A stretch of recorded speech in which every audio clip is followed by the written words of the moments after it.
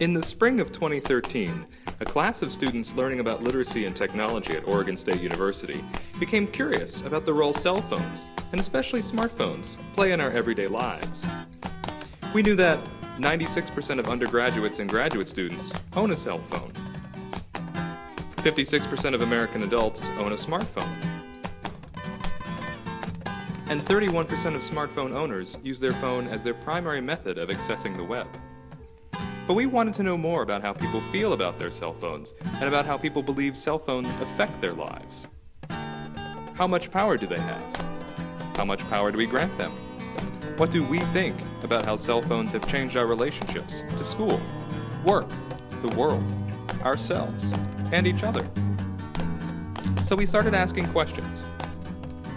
Questions like, does your smartphone help you to say I love you? Does your smartphone give you more or less control over your social life? Does your smartphone make you any smarter? In all, we sat down with over 65 people, including many students, and asked over 20 questions about their relationships with their cell phones, and recorded their responses with our own cell phones. These are some of their comments.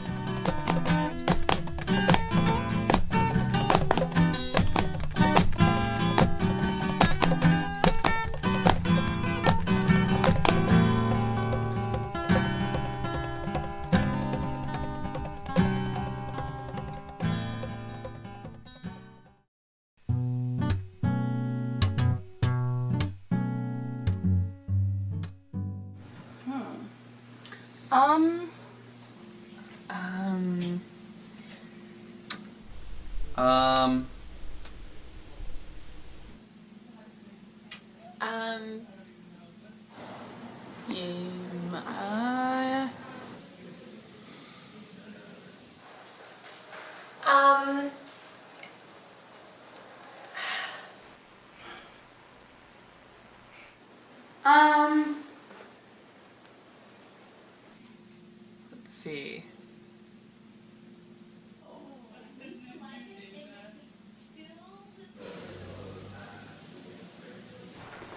Oh my God. That's more difficult to answer.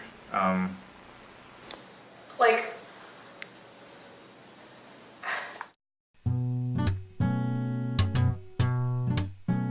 sure, yeah. It can convey that kind of a message. I think that has to do with the intention of the sender, right? So if you're wanting to say I love you and they convey that message through a cell phone, I think it should mean as much. I mean, I guess I say I love you on my phone a lot, either via text or in person, but I don't know if it really helps me communicate it more honestly or fully or genuinely. I'm in a long-distance relationship, so there's FaceTime and text messaging and the opportunity to maybe talk, well, obviously the opportunity to talk at all, but also the opportunity to send messages and emails when the time change is such that we probably shouldn't be talking to each other vocally because one of us is asleep or one of us is awake, so it sort of increases the sphere of time that we can keep in touch with each other. I'm kind of sad to say, but yes, my cell phone does help me say I love you.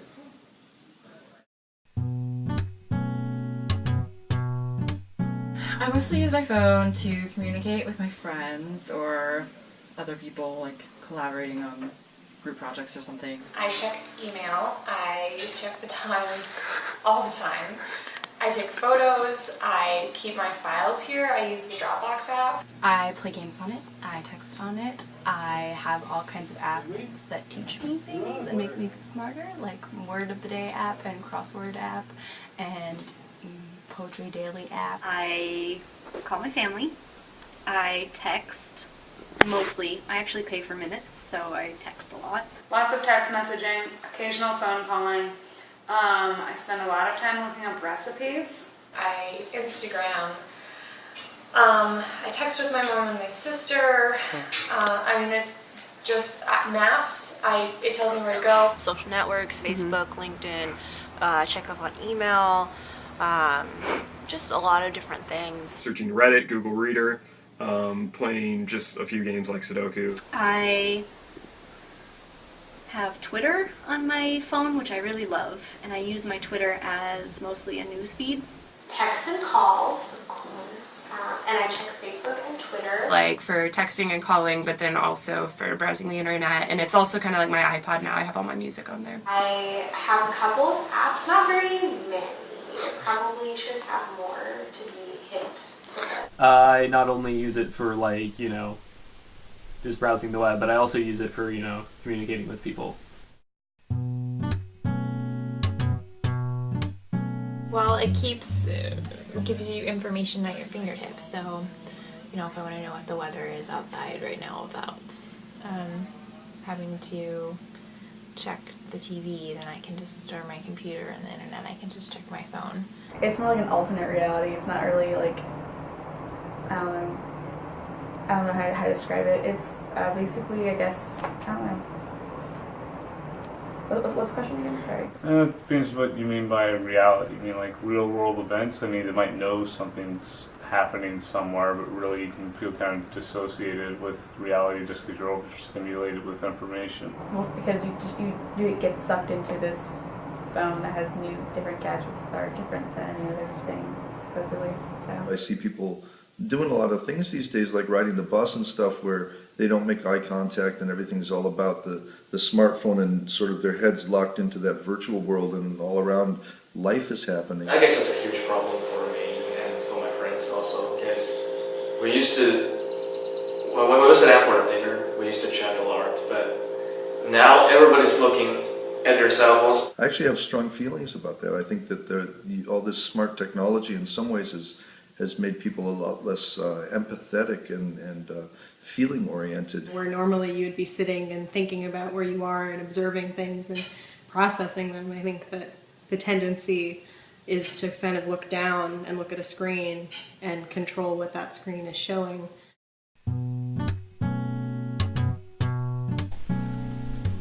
Nope.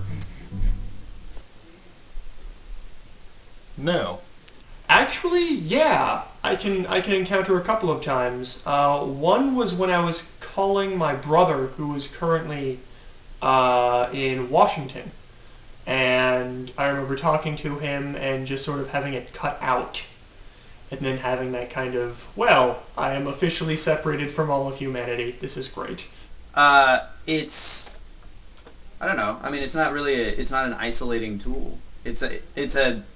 It helps you connect to people. I mean, why would it isolate you? it causes people to contact each other less on a personal level because they automatically assume through social media, which most people have on their smartphones, what's going on in their lives even though they haven't contacted you.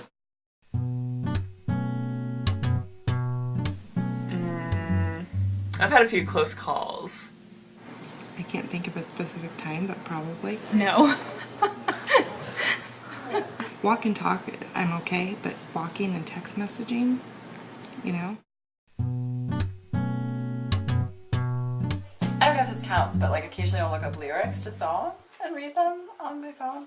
I don't know if I've ever read literature on my phone. I don't think so. I usually read a lot of forums or news, and the forums usually pertain to interests like sports and similar things. I read all kinds of things on my phone. I read my email. Sometimes I read poems on my phone. Yes, I got a lot of novels and a book in my phone, and I read those Facebooks, emails, notice, news. I read news articles, stuff about healthcare industry. I don't usually read like Facebook and stuff like that, but I like it. I actually read the news on my phone. I think that because it's not tactile and because it isn't only the piece of literature, it's not the same. Well, my phone, I've spent away from many days, but I have two phones because I have a stupid phone and a smartphone. I never am away from my smartphone, though.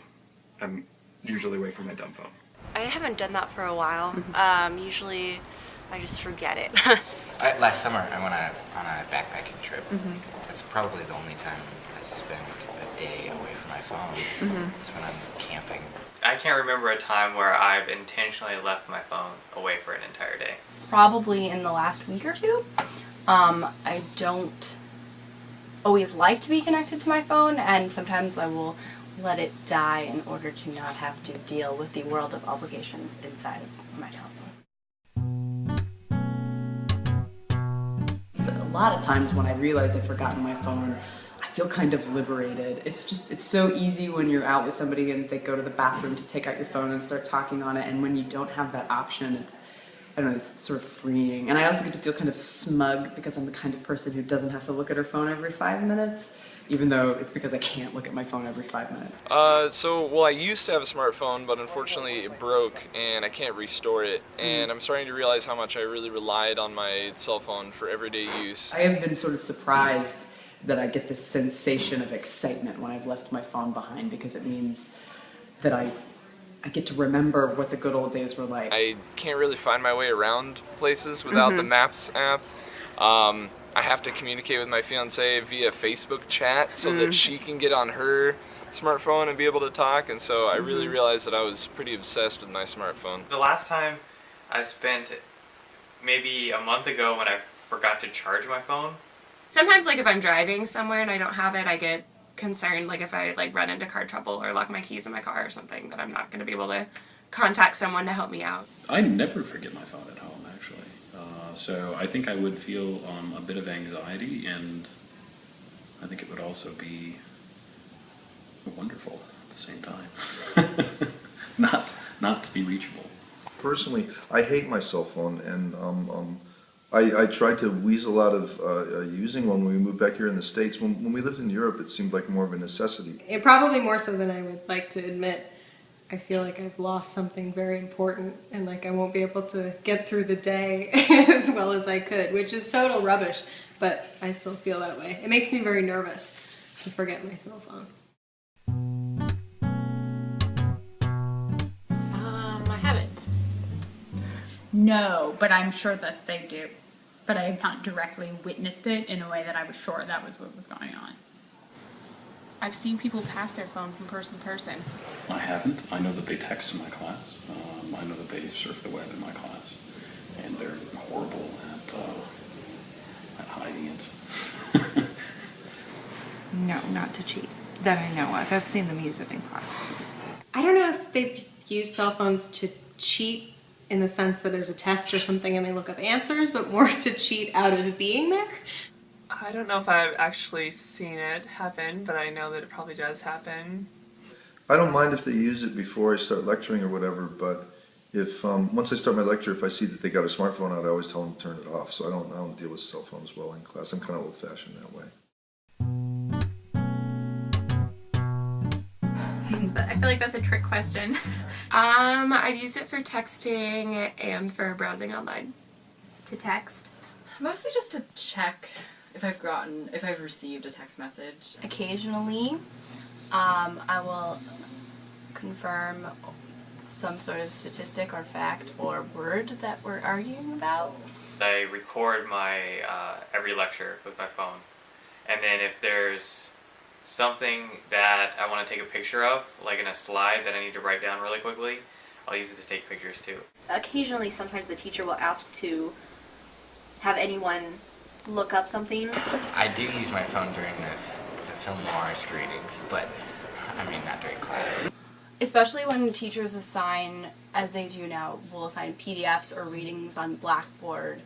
A lot of people will refer to their phones and actually like read quotes from the reading while we're discussing. It was generally just a big lecture, so the professor would be just talking and kind of distracted, and it was easy to just like look at my phone in my lap. The professor, gives lectures, drags on, you stop paying attention, you pull out your phone and start texting.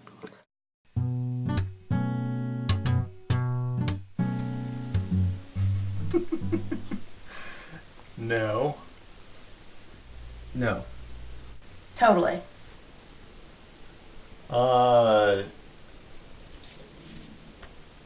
Definition of cyborg? I don't think so. Not technically. technically, yeah.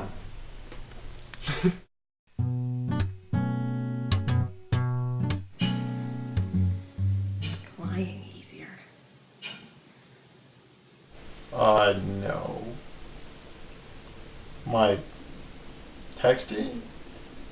I guess so. I mean, a little bit, right? I guess if you have a cell phone. I guess when I was a kid, when I was like a teenager, you would call from your friend's house and say, I'm at my friend's house, and they could tell from the caller ID, like your parents could tell from the caller ID. With your cell phone, you could call and say, I'm at my friend's house, but you could really be at the Dairy Queen or something.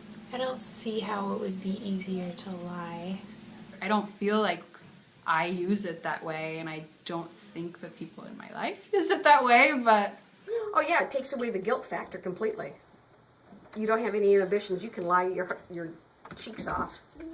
It's like, why would illegally downloading a song on the internet be any easier than just stealing a CD from the store? They're both stealing, but one, you know, it's just the internet really makes things feel a little guiltless. I don't think so. I can lie just as easily with my own phone through text. Well, I read a statistic somewhere, I think it was in the Atlantic, that 30% of the people that you see on the street either talking or texting on their cell phone are actually talking or texting to nobody. They're pretending to talk or text. So in that sense, I think 30% of the people must be lying.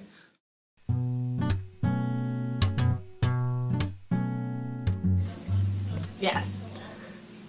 Yes, I have. Yes. It's freaky.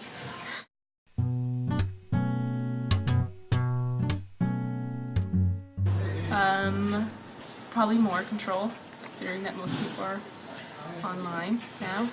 I guess you could say less control and that you're always available, theoretically. You're able to stay in contact with people on a more regular basis, I would say. A bit of both. I think there's more control because it's easier to coordinate outside of my home. So if I want to get together with friends, I can text them or I can check my email. I would say both. I think in some ways more control because I can check emails and look up things anytime and I have it with me. Then again, it also kind of kills your social life because you're more focused on a little mechanical device than actual people. I think actual people is more better than a little phone. But I think there's so much you can do on the phone that you miss interaction with people.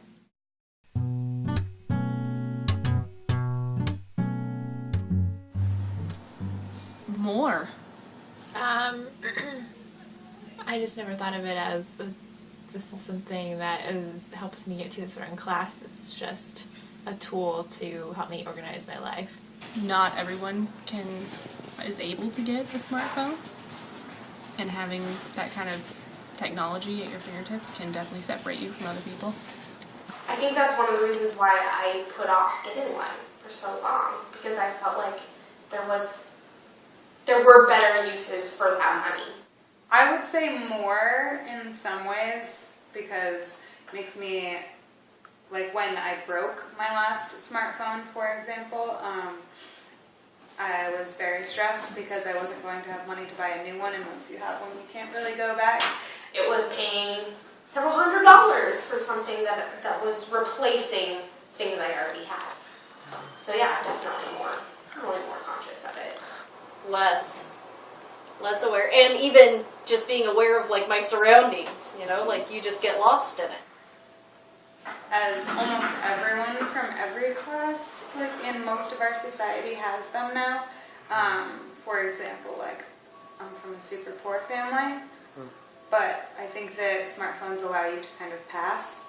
You know, everybody, well, okay, not everybody, a lot of people have a cell phone, but it was like making that decision to go to the higher level of bill, like have the more expensive bill, made me aware of whether or not I was in the social class that could afford that.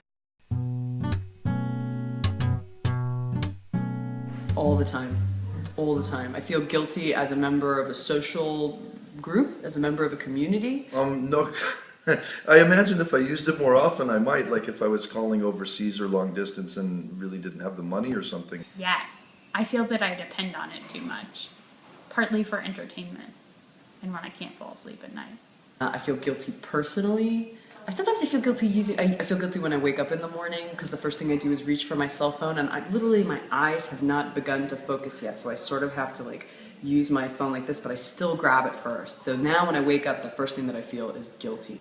I feel guilty in the sense that it can sometimes remind me of how addicted I can be to the act of checking for things. I feel guilty sometimes when I use my phone because I'm hurting my thumb. Because if I have food on my fingers or something, it's like, oh, this is terrible for this beautiful computer that you're supposed to treat like a newborn infant, you know?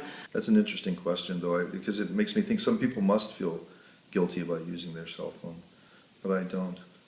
I'm racked with guilt because of this stupid cell phone all the time. It helps me to remember certain appointments that I have during the day. I don't really get into like programming my whole phone to like give me alarms and alerts and help me. As a matter of fact, I really don't like helpful appliances. It helps me remember to get up because I set an alarm on my smartphone. That's how I wake up in the morning. Helps me remember details about anything really, as long as I have access to Wikipedia from it. It's interesting that you should say that because it didn't help me remember something that I really wanted to do on Saturday night. Birthdays? It actually didn't help me because I didn't tell it to help me. It doesn't help me to remember all that much, to be totally honest, because I don't use the calendar on it very actively. I think it helps me forget and kind of release information that I would have otherwise kept in my brain, right? Like, none of us remember phone numbers anymore. I don't know my husband's phone number because I never have to know it until I'm locked out of the house without my phone. I mean, someday I'll need to know it. Smartphones take a lot of the weight off of the importance of remembering like details and facts because you can look them up just as easily with the push of a button. Oh, a lot. I think that it's kind of lowering our potential for short-term memory in that way. So what does it help you forget? Just about everything.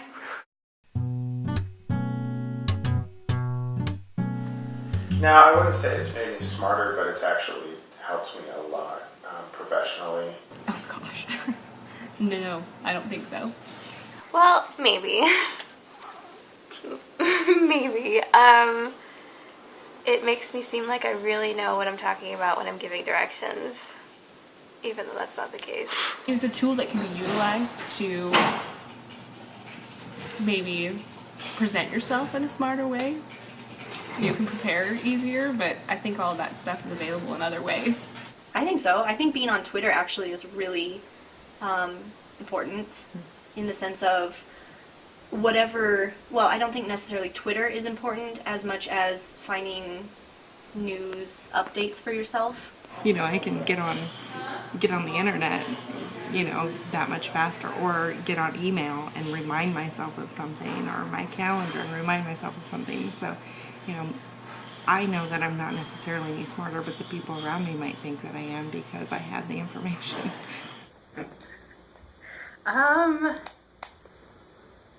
Probably. I mean, I use it to look things up on Google, which I guess technically means Google is making me smarter, but whatever.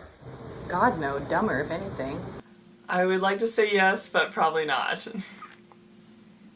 Because it does all the research for me with Google, and social skills are not as good because I text everybody. It depends on what you define as smart, you know? It's what is.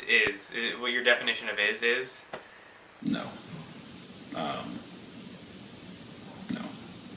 You kind of, now that your brain's a muscle, we don't remember phone numbers anymore. I'm trying to kick myself with that habit of having to relax and not, it's on my smartphone. Yeah, I don't think my actual intelligence changes due to having a smartphone. I think just my access to a database of knowledge changes. So think of it as, so is a person with an encyclopedia any smarter because they have an encyclopedia? It's the same, it'd just be an extension of the same argument for computers making people smarter, which is they are if you use them the right way.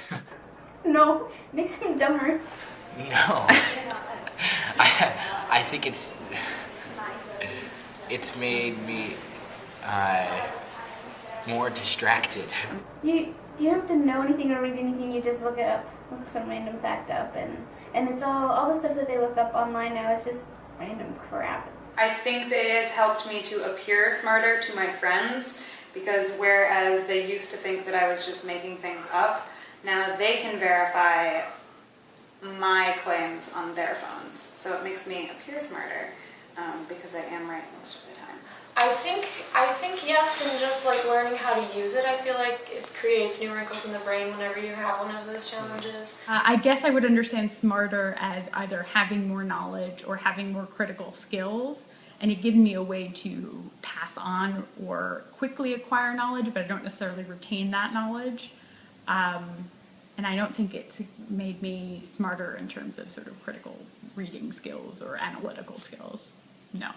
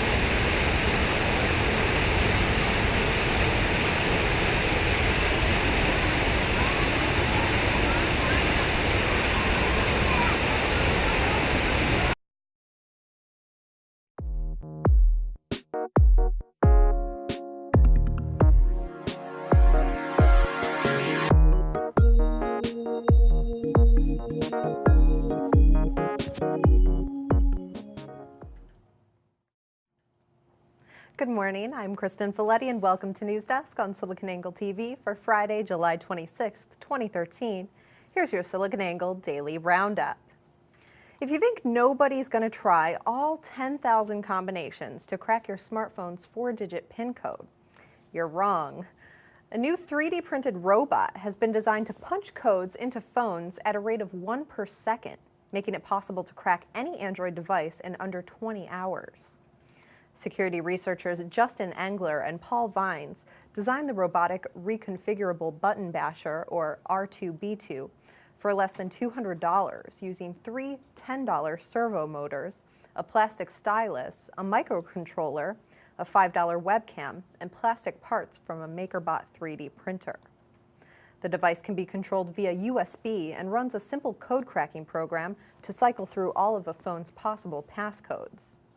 Not all phones are currently susceptible to the R2B2's cracking.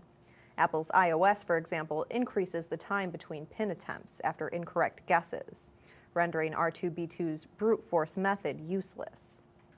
Now that they've finished their prototype, Engler and Vine are working to include functionality for non-touchscreen devices like ATMs, hotel safes, and combination locks. The designers argue their work will help raise awareness about the insecurity of crackable 4-digit PINs and the small changes we can make to improve PIN security. A 6-digit PIN, for instance, would take the R2B2 80 days or longer to crack. Citing overwhelming demand, Google has ended the Netflix promotion tied to its Chromecast device, which was launched earlier this week. The promotion gave both new and existing customers 3 free months or $24 worth of the video streaming service when they purchased the $35 TV dongle. The Chromecast, which has been flying off virtual shelves since its Wednesday launch, is a simple device that lets users send video to their TVs from their smartphones, tablets, and laptops. Setup is simple too, as the USB plugs directly into the TV through an HDMI port. Once it's calibrated to your home network, the device seamlessly pulls content over Wi-Fi. Many analysts regard it as a competent challenger to Apple TV, which retails for $100. Customers looking to get their hands on Google's new device will be able to pick one up at Best Buy stores starting this Sunday. A year after BSkyB's investment in Roku, the company has leveraged the relationship to develop their own set-top box, the Now TV. Going on sale today for 10 English pounds, or about $15, the new device is a rebranded Roku 2 XS with software built specifically for Sky's IPTV platform. It will come with a curated list of additional channels, including Now TV, iPlayer, Demand 5, Spotify, Facebook, and several of Sky Network's channels. Partnering with traditional providers could be the key to making Roku the operating system for TVs that CEO Anthony Wood has stated he wants it to be. Zynga, the company known for several popular web-based casual games, has announced that it will not be pursuing real money gaming in the U.S. It hasn't abandoned real money gaming completely, as it will continue to evaluate such gaming products in the United Kingdom, where gambling is legal. In comparison, online gambling in America is heavily regulated, and implementation proved incredibly difficult. While some investors had been counting on the real money business to be a growth area for the company, management has since decided to focus on fixing its core business instead. A statement from Zynga read, "Zynga believes its biggest opportunity is to focus on free-to-play social games. While the company continues to evaluate its real money gaming products in the United Kingdom test, Zynga is making the focused choice not to pursue a license for real money gaming in the United States. Zynga will continue to evaluate all of its priorities against the growing market opportunity in free social gaming, including social casino offerings."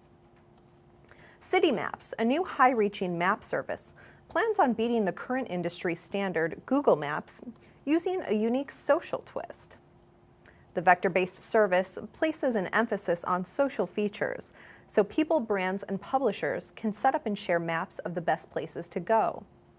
So, say you want to make a list of the best bars and restaurants in your city. Once you compile your list, you can save your map on City Maps, and from there, your friends and followers can see and even add to the map with their own suggestions. If you're just looking for a place to go, City Maps can help you find a place using its Browse feature. There you can see business locations represented as bubbles, with each bubble's size representing how much it's being talked about on social media. Tapping on a business's bubble gives you a detailed description of the location, including Instagram photos and Twitter posts. City Maps founder Elliot Cohen described how they differentiated themselves, saying, "Millions of maps are made on Google Maps. It's a terrible experience. It's not particularly attractive. It's not social at all. And the maps go away. You can't just search Google for a celebrity map on LA, for example. So we want to own the notion of social map making." There's some bad news coming out for Amazon today, as the company's razor-thin profits just turned into razor-thin losses during the last quarter. The company isn't worried, though, as much of the company's funds were placed in infrastructure and investments, such as building new warehouses and acquiring digital content. Even though the company is showing a loss now, they feel confident that their big investments will pay off down the line. With revenue up a full 22%, Amazon showed that it could still deliver the kind of sales growth demanded by investors, who have lifted the company's stock by 21% over the last year. Despite the dip in profits, the company holds strong, spending hundreds of millions on future investments and making agreements with digital content holders, which currently account for 28% of Amazon's total sales. With a list of acquisitions spanning over 15 years, we can trust Amazon's vision for the future will turn profits around. In a story that's about as far-fetched as a science fiction film, scientists at MIT's neuroscience lab have successfully implanted a false memory into a mouse's brain. Neuroscientist Steve Ramirez and his colleagues accomplished the feat by tagging brain cells associated with a specific memory and then tweaking it to make the mouse believe something had happened when it actually didn't. Scientists artificially stimulated neurons with electrodes in order to make associations between events and environments that had no ties with reality. In essence, they implanted a new false memory by simply connecting two previously unrelated parts of the brain. Using the same method, it should also be possible to isolate human memories and activate or deactivate them at will. The study's authors hope that one day this type of research could help treat emotional problems, such as post-traumatic stress disorder. For now, there's still much to be learned about the brain before we can begin directly interacting with it. In a display of pure gaming power, Microsoft decided they would push the boundaries of what's possible and make a computer so powerful that it barely ran. They started by rounding up 3 ultra-high-resolution 4K monitors and wired them to a very powerful Windows 8 PC. Inside the computer were 3 top-of-the-line Asus 7970 GPUs, powering the experimental 12K gaming rig with enough power to render 1.5 billion pixels per second. Counting the monitors and all the equipment, the experiment cost Microsoft about $70,000 to push the limits of consumer technology. Unfortunately for the team building it, the computer was so cutting edge that it only managed to last a few minutes before the computer's power supply crashed. And that's your SiliconANGLE Daily Roundup for Friday, July 26th, 2013. For continuous coverage on tech innovation and daily breaking analysis, join us back Monday morning beginning at 8:30 a.m. Central here at News Desk on SiliconANGLE TV.